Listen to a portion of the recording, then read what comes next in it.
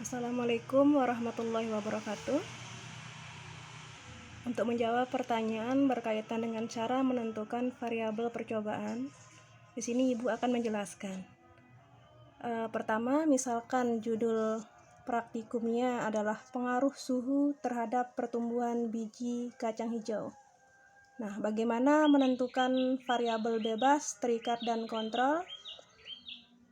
Untuk menentukan variabel bebas, di sini kita harus tahu bahwa variabel bebas merupakan variabel yang bisa diubah-ubah oleh peneliti, atau disebut juga variabel perlakuan.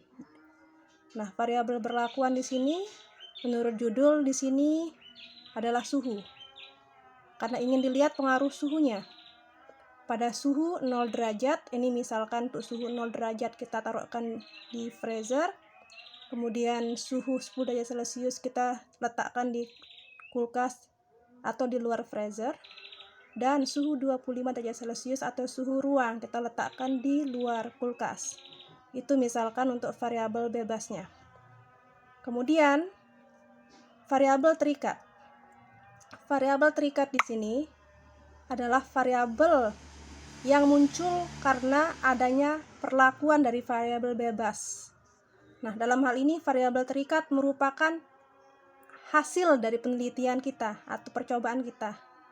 Nah, jika judulnya pengaruh suhu terhadap pertumbuhan biji kacang hijau, maka apa yang ingin dilihat dari percobaan ini adalah pertumbuhan biji kacang hijau.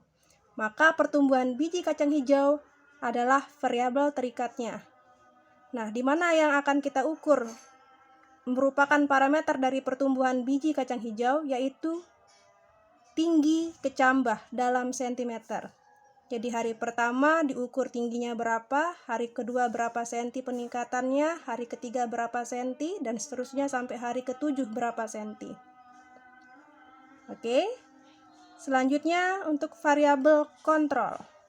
Nah, variabel kontrol di sini artinya kontrol adalah dibuat sama oleh peneliti. Karena dibuat sama oleh peneliti, berarti harus dikontrol supaya tetap sama antara perlakuan pertama pada suhu 0 derajat, perlakuan kedua pada suhu 10 derajat Celcius, dan perlakuan ketiga pada suhu 25 derajat Celcius. Itu harus sama. Yang beda hanya suhunya saja. Apa yang harus sama? Yaitu semua faktor luar maupun faktor dalam kecuali suhu. Terutama di sini adalah faktor luar yang bisa kita kontrol, yaitu kecuali suhu. Apa saja? Misalnya media tanamnya harus sama-sama menggunakan kapas untuk yang 0 derajat, 10 derajat maupun yang 25 derajat. Kemudian kondisi cahaya. Semua harus memiliki cahaya atau semua tidak ada cahaya. Silakan dipilih yang mana kondisinya. Kemudian air. Penyiraman air harus sama. Jika diberikan penyiraman 2 sendok makan per kali per hari, maka sama-sama 2 sendok makan per kali per hari. Misalnya disiram 3 kali sehari, maka 1 kali itu 2 sendok makan. Berarti 2 kali 3 sendok makan per hari per kali. Itu harus sama untuk yang 0 derajat, 10 derajat maupun yang 25 derajat. Kemudian kadar garam harus sama.